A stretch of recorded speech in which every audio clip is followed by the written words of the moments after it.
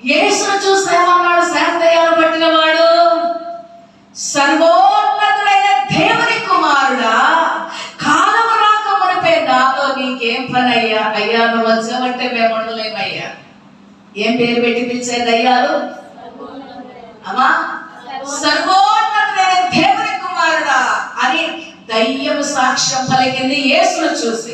యేసు శిష్యులైనటువంటి పౌలు గారిని చూసి సోది చెప్పే చిన్నదానిలో ఉన్న దయ్యము, ఆ దయ్యం పేరు పూతోన దయ్యము, అదేమన్నది?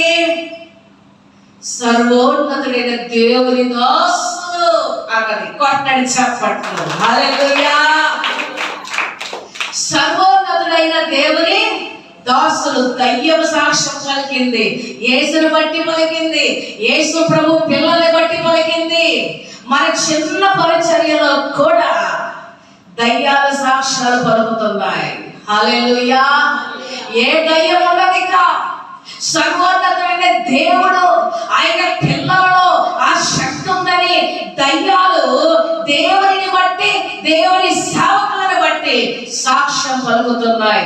నమ్ముట మంచిదే, కానీ దయ్యాలు కూడా నమ్మి వణుకుతున్నాయి. పిచ్చోడు